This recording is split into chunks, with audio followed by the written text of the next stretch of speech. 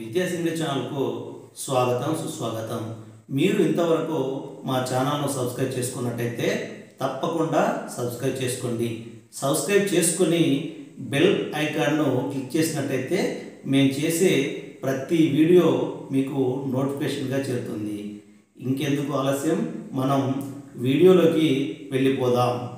పిల్లలు, మనం ఈరోజు 10వ తరగతి తెలుగు 10వ పాఠం గోలుకొండ పట్టణం మీ టెక్స్ట్ బుక్లో 3వ భాగాన్ని చెప్పుకుందాం. మీరు స్క్రీన్పై చూడండి. గోలకొండ పాదుషాల్లో ఇబ్రహీం కుతుబ్ షా విద్యాప్రియుడు.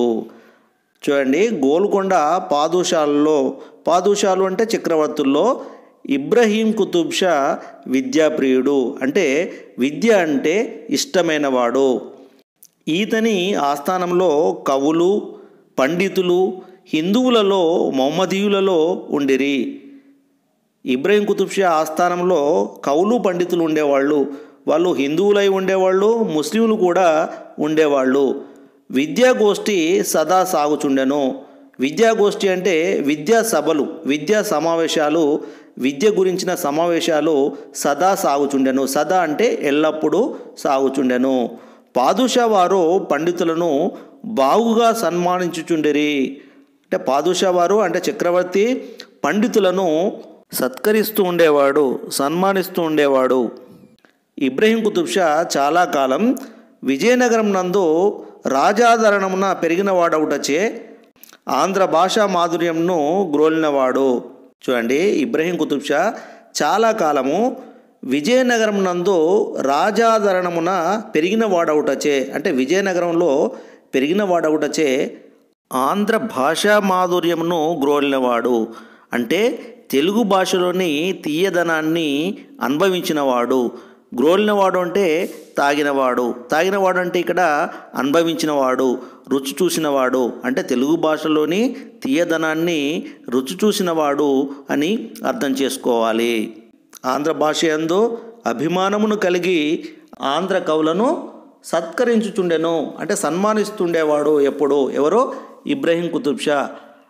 అద్దంకి గంగాధర కవి తపతీ సంవరణోపఖ్యాన కావ్యమును రచించి ఈ పాదుషకు అంకితమిచ్చియున్నాడు. అద్దంకి గంగాధర కవి తపతీ సంవరణోపఖ్యానం అనే ఒక కావ్యాన్ని రాసి దాన్ని ఇబ్రహీం కుతుబ్ షాకు అంకితం ఇవ్వడం జరిగింది. ఇబ్రాహీం పాదుషా మహబూబ్ నగర్ జిల్లాలోని నివసించుచుండిన ఆసూరి మరిగంటి సింగరాచార్య మహాకవికి మత్త గంధేబ శితఛత్ర ఉత్తమాశ్వ హాటకాంబర చతురంతయాన యగ్రహారములను ఇచ్చి సత్కరించినాడు. చూడండి, ఒకసారి దీన్ని అర్థం చేసుకుందాం. ఇబ్రహీం పాదుషా అంటే ఇబ్రహీం చక్రవర్తి గారు మహబూబ్ నగర్ జిల్లాలో నివసించేటువంటి ఆసూరి మరిగంటి సింగరాచార్య అనే మహాకవికి, గొప్ప కవికి ఏమేమి ఇచ్చి సన్మానించాడో చూద్దాం. మత్త గంధేబ, మత్త గంధేబము అంటే మదజల సువాసనలు గల ఏనుగునిచ్చాడు. ఎవరికి? మరిగంటి సింగరాచార్యకు. ఇంకేమిచ్చాడు? మత్త గంధేబం శితఛత్రం, శితఛత్రం అంటే తెల్లని గొడుగు, ఛత్రం అంటే గొడుగు, శిత అంటే తెల్లని గొడుగు. ఉత్తమాశ్వ, ఉత్తమాశ్వ ఉత్తమం అంటే మేలైన, అశ్వము అంటే మేలైన అంటే మేలు జాతికి చెందిన అశ్వాలను, గుర్రాలను ఇచ్చాడు. హాటకాంబర, హాటకము అంటే బంగారము, అంబరము అంటే ఇక్కడ వస్త్రములు అంటే బంగారాన్ని ఇచ్చాడు, వస్త్రాలను ఇచ్చాడు, మంచి పట్టు వస్త్రాలను. చతురంతయాన పళ్ళకీని ఇచ్చాడు. అంతేకాకుండా అగ్రహారములను, అగ్రహారములంటే ఏంటి అంటే రాజులు బ్రాహ్మణులకు కానుకలుగా ఇచ్చేటువంటి ఇండ్లను, భూములను అగ్రహారములు అని అంటారు. ఇవన్నీ ఇచ్చి సత్కరించారు. ఎవరిని సత్కరించారు? ఆసూరి మరిగంటి సింగరాచార్య అనే కవిని ఇబ్రహీం పాదుషా గారు మదజల సువాసనలు గల ఏనుగును అంటే మదించిన ఏనుగును, తెల్లని గొడుగును, మేలుజాతి గుర్రాలను, బంగారాన్ని, పట్టు వస్త్రాలను, పళ్ళకీని, భూములను, ఇండ్లను ఇచ్చి సత్కరించాడు. చూడండి, పండితులంటే ఎంత అభిమానము. కవులు పండితులన్నా ఇబ్రహీం కుతుబ్ షాకు చాలా అభిమానము. ఈ విధంగా సత్కరించేవాడు. సుల్తాన్ ఇబ్రహీం పాదుషా సేనానియగు అమీర్ ఖాన్ మొట్టమొదటి అచ్చతెనుగు కబ్బమగు యయాతి చరిత్రకు కృతిభర్త అయి ఆ కావ్యమును రచించిన పొన్నగంటి తెలగనార్యుని సత్కరించినాడు. ఇబ్రహీం పాదుషా సేనాని అంటే సైన్యాధికారి అమీర్ ఖాన్. అతడు మొట్టమొదటి అచ్చ తెలుగు కబ్బము అంటే కావ్యము, అచ్చ తెలుగు కావ్యమైన యయాతి చరిత్రకు కృతిభర్త అయిండు. కృతిభర్త అంటే అంకితం తీసుకున్నాడు. ఆ కావ్యము రచించిన పొన్నగంటి తెలగనార్యుని సత్కరించినాడు. ఇక్కడ మనం ఏమర్థం చేసుకోవాలి? మన మొదటి అచ్చ తెలుగు కావ్యము యయాతి చరిత్ర. దాన్ని రాసింది ఎవరు? పొన్నగంటి తెలగనాచార్య. పొన్నగంటి తెలగనాచార్య రాసిన అచ్చ తెలుగు కావ్యము యయాతి చరిత్ర. దాన్ని ఇబ్రహీం పాదుషా సేనానియగు అమీర్ ఖాన్కు అంకితం ఇవ్వడం జరిగింది. అంటే ఇక్కడ కృతిభర్త అంటే అంకితం తీసుకున్నవాడిని, కావ్యాన్ని అంకితం తీసుకున్నవాడిని కృతిభర్త అంటారు. కావ్యాన్ని రాసిన వాళ్ళను కృతికర్త అంటారు. ఇక్కడ పొన్నగంటి తెలగనార్యుని సత్కరించినాడు ఎవరు? అమీర్ ఖాన్. 7వ పాదుషాగు అబ్దుల్లా పాదుషా బ్రాహ్మణ భక్తి కలవాడు. ఇక ఇబ్రహీం కుతుబ్ షానేమో విద్యాప్రియుడు. మరి 7వ పాదుషాగు అబ్దుల్లా పాదుషా బ్రాహ్మణ భక్తి కలవాడు. బ్రాహ్మణులంటే చాలా ఇష్టపడేవాడు. ఇతని చుట్టూను ఎల్లప్పుడూ బ్రాహ్మణులు పరివేష్టించి ఉండేవారు.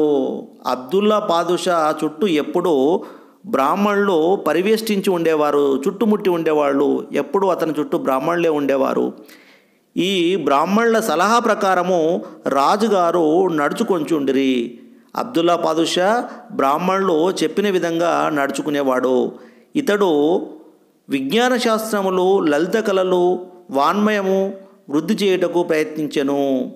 అబ్దుల్లా పాదుషా గారు విజ్ఞాన శాస్త్రములు, లలిత కళలు, వాన్మయం అభివృద్ధి చేయుటకు ప్రయత్నించెను.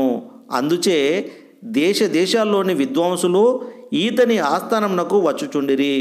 అంటే విదేశాల నుంచి కూడా విద్వాంసులు, పండితులు అబ్దుల్లా పాదుషా గారి ఆస్థానమునకు వచ్చేటివారు. లోపలి కోటలో ఉత్తర భాగం నందు జింకల వనము ఉండెను. అంటే కోట లోపల ఉత్తర భాగంలో జింకల వనము ఒకటి ఉండేది. ఈ జింకల గుంపును ఎవరూ కొట్టకూడదు, బాధింపకూడదు అని రాజాజ్ఞ ఉండెను. అంటే ఆ జింకల వనంలో సంచరించేటువంటి జింకలను ఎవరు బాధించవద్దని, కొట్టవద్దని రాజుగారి ఆదేశాలు ఉండేటివి. దీన్ని బట్టి పాదుషాలు జీవకారుణ్యం గలవారని, జంతు ప్రేమికులని చెప్పవచ్చు. పట్టణంలో ద్రాక్ష తోటలు పెక్కు అంటే ఎక్కువగా ఉండెను. ద్రాక్షలు జనవరి, ఫిబ్రవరి, మార్చి, ఏప్రిల్ నెలల్లో పక్వంనకు వచ్చును. ఈ ద్రాక్ష పళ్ళు ఎప్పుడట? జనవరి, ఫిబ్రవరి, మార్చి, ఏప్రిల్ నెలలో పక్వమునకు వచ్చును. అంటే పక్వానికి అంటే పండ్లు వండును. ద్రాక్షలకు మంచిగా దోహదం చేయుదురు. అంటే వీళ్ళు పాదుషాలు ద్రాక్ష తోటలను ఎక్కువగా ప్రోత్సహించేవారు. దోహదం చేయడం అంటే ప్రోత్సహించడం. ఈ ద్రాక్ష పండ్ల నుండి ద్రాక్షాసవము తయారు చేసి త్రాగుచుండిరి. ఈ ద్రాక్ష పండ్ల నుండి ద్రాక్షసారను తయారు చేసి త్రాగుచుండిరి. అశేష జనమునకు తాటికల్లు ప్రీతికరమైన పానీయంగా నుండెను. అశేష జనమునకు అంటే ఎక్కువ మంది ప్రజలు తాటికల్లును ఇష్టంగా తాగేటివారు. గోలకొండ పట్టణంలో 1589 ప్రాంతంలో మహామారి పీడ సంభవించెను. మహామారి పీడ అంటే మశూచి వ్యాధి సంభవించింది. లెక్కలేనంత మంది మరణించిరి. అందులో చాలామంది చనిపోయారు. చివరకు కొందరు సాధువులు పీర్ల పంజాలు, తాబూదులు పట్టుకొని భజనలతో ఊరేగిరి. కొందరు సాధువులు ఏం చేశారు? కొందరు సాధువులు పీర్ల పంజాలు, తాబూదులు పట్టుకొని భజనలతో ఊరేగిరి. తత్ఫలితంగా ఆ మహామారి పీడ వదలను. ఇక్కడ మనకు పీర్లు అంటే తెలుసు, మొహర్రం పండగ రోజు పీర్లను పట్టుకొని ఊరేగిస్తారు. మరి తాబూదులు అంటే మొహర్రం పండగ రోజు నాడు ఏర్పాటు చేసే జ్ఞాపక చిహ్నాలను తాబూదులు అంటారు. 1589 ప్రాంతంలో అక్కడ గోల్కొండ పట్టణంలో మసూచి అనే వ్యాధి సంభవించి చాలామంది చనిపోయారు. అప్పుడు కొందరు సాధువులు ఏం చేశారు, పీర్ల పంజాలు తాబూదులు పట్టుకొని భజనలతో ఊరేగారు. అందువల్ల ఆ మహమ్మారి పీడ విరగడైంది, అంటే మసూచి వ్యాధి తగ్గిపోయింది.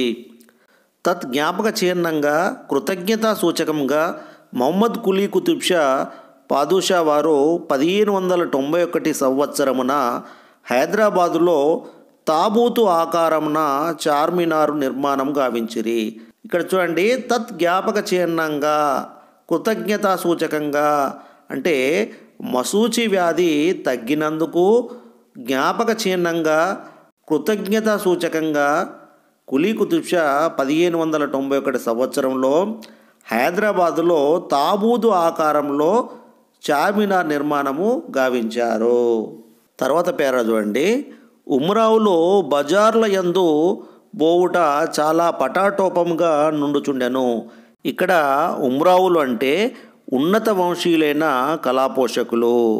వాళ్ళు బజార్లో వెళ్ళేటప్పుడు చాలా పటాటోపంగా అంటే చాలా దర్జాగా ఆడంబరంగా దర్పంతో వెళ్ళేవారు. ఒక ఉమ్రావు బయలుదేరితే ముందు 1-2 ఏనుగులు పోవును. ఒక ఉమ్రావు బయలుదేరితే బజార్లోకి బయలుదేరితే ముందుగా 1-2 ఏనుగులు పోవును. అంటే ఉమ్రావు కంటే ముందు 1-2 ఏనుగులు పోవును. వీటి మీద ధ్వజములు పట్టుకొని 3 భటులు కూర్చుందురు.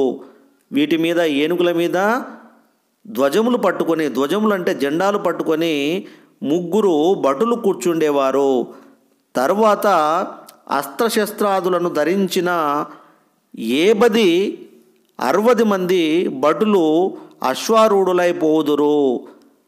అంటే వీరి తర్వాత అస్త్రశస్త్రాలను ధరించిన, అస్త్రశస్త్రాలంటే ఆయుధాలను ధరించిన 10 మంది కానీ 50 మంది కానీ 60 మంది కానీ భటులు అశ్వారూఢులై అంటే గుర్రం మీద ఎక్కి పోవుదురు. వీరి వెనుక గుర్రాల మీద కూర్చుండి బాకాలూదుచు సన్నాయి బాదుచు కొందరు బయలుదేరుదురు. వీరి వెనుక ఉమ్రావు అశ్వారూఢుడై వచ్చును. చూడండి, ముందు వీళ్ళందరూ వెళ్తే ఆ తర్వాత వీళ్ళ వెనుక ఉమ్రావు గుర్రం మీద కూర్చుండి అశ్వారూఢుడై వచ్చును. ఇతనికి అంగరక్షకులుగా 30-40 మంది పదాతి వర్గములుందురు. వీళ్ళందరూ పోను ఈ ఉమ్రావుకు అంగరక్షకులుగా బాడీగార్డుగా 30-40 మంది పదాతి వర్గముందును. పదాతి వర్గం అంటే నడుచుకుంటూ వచ్చే సైనికులు 30-40 మంది.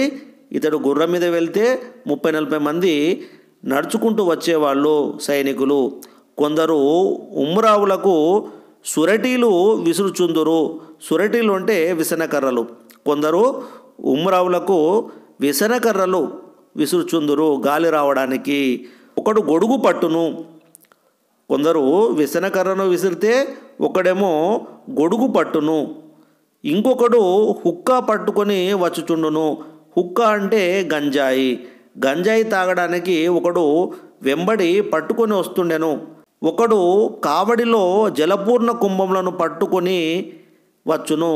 ఇంకొకడు ఒక కావడికి అంటే ఒక కర్రకు అటొక కుండ ఇటొక కుండ, ఆ కుండలో నీళ్లు జలపూర్ణ కుంభములు నీటితో నిండిన కుండలను కడవలను పట్టుకొని వచ్చును. ఎందుకంటే ఆ ఉమ్రావుకు దాహమైనప్పుడు ఇవ్వడం కొరకు. తర్వాత ఒక పల్లకిని 4 మోసుకొని వచ్చుందురు. ఇవన్నీ ఉండగా ఒక పల్లకిని 4 మోసుకొని వచ్చుందురు. భుజాలు మార్చుకోవడానికి 2 బోయీలు విడిగా నుందురు. 4 పల్లకిని మోసుకుంటూ వస్తే వాళ్లకు అలసిపోయినప్పుడు భుజాలు మార్చుకోవడానికి 2 బోయీలు విడిగా ఉందురు. అదనంగా 2 ఉందురు. అంటే 6 ఉండేవాళ్ళు. బోయీలు అంటే పల్లకిని మోసేవాళ్లను బోయీలు అంటారు. వీరందరి చివర 1-2 ఒంటెలు బయలుదేరును. చూడండి, వాళ్ళ పటాటోపం ఎంత ఉందో చూడండి, వాళ్ళ ఆడంబరాలు ఎంత ఉన్నాయో చూడండి. వీరందరి చివర ఒకటో రెండో ఒంటెలు బయలుదేరును. ఒంటెల మీద కూర్చుండి భటులు తప్పెటలు వాయించుచుందురు. ఒంటెల మీద కూర్చున్న భటులు కూడా తప్పెటలు అంటే ఒక వాయిద్యము వాయించుకుంటూ వెళ్ళేవారు. నవాబు గారికి ఇష్టమైనప్పుడు గుర్రము దిగి పల్లకీలో పరుండెదరు. నవాబు గారికి అంటే ఉమ్రావుకు ఎప్పుడైనా ఇష్టమైతే ఆ గుర్రం మీదకి వెళ్ళి దిగి పల్లకీలో పడుకునేవాడు. పల్లకీలో పడుకుంటే ఆ పల్లకీని బోయిలు మోసేవాళ్ళు.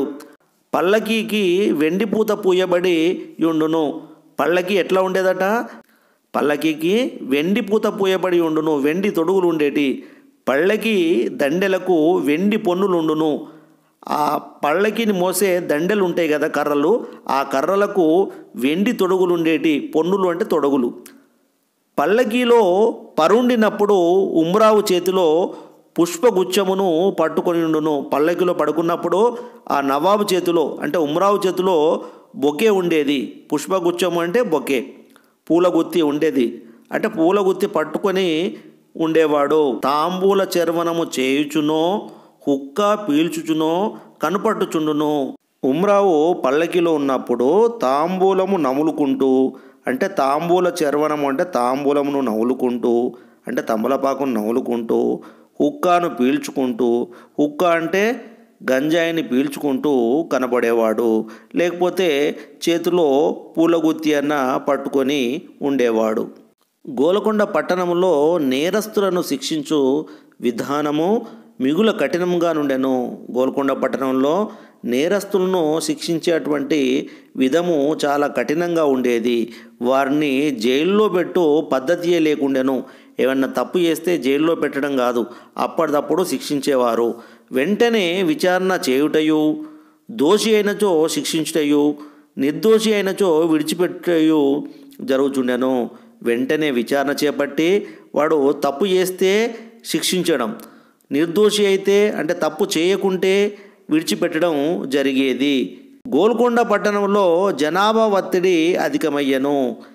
ఈ విధంగా గోల్కొండ పట్టణంలో రాను రాను జనసంఖ్య ఎక్కువయ్యింది. నీటి వసతి కూడా చాలదయ్యను.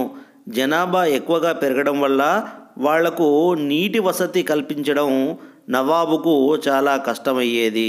అందుచే పాదుషాలు గొప్పవారు కొందరు వర్తకులు హైదరాబాదులో నివసింపసాగిరి. కొందరు పాదుషాలు గొప్పవారు కొందరు వర్తకులు హైదరాబాదులో నివసింపసాగిరి. అయినను ముఖ్యమైన ప్రభుత్వ కార్యాలయములు, ధనాగారము, సేనా సిబ్బంది గోల్కొండ పట్టణంలోనే ఉండుచుండెను. పాదుషాలు హైదరాబాదులోకి మకాం మార్చినప్పటికీ కొన్ని ముఖ్యమైన ప్రభుత్వ కార్యాలయాలు అంటే ప్రభుత్వ ఆఫీసులు, ధనాగారాలు అంటే కోశాగారం, సేనా సిబ్బంది, సైన్యం గోల్కొండ పట్టణంలోనే ఉండుచుండెను. యుద్ధభీతి కలిగినప్పుడు రాజులు, రాణులు మొదలగు వారు గోల్కొండ దుర్గంలో తలదాచుకునిచుండిరి. ఎప్పుడన్నా ఎవరైనా దాడి చేస్తారు అనే భయం ఉన్నప్పుడు, యుద్ధ భయం కలిగినప్పుడు రాజులు, రాణులు అందరూ గోల్కొండ కోటలో తలదాచుకునేవాళ్ళు. అంటే యుద్ధభీతి ఉన్నప్పుడు గోల్కొండ కోటకు వచ్చి ఆ కోటలో ఉండేవారు. గోల్కొండ నుండి హైదరాబాదు రాజధానిగా ఎప్పుడు మార్చబడినదో సరిగా తెలియదు. గోల్కొండ నుండి రాజధానిని హైదరాబాదుకు ఎప్పుడు మార్చినరో అది సరిగా తెలియదు.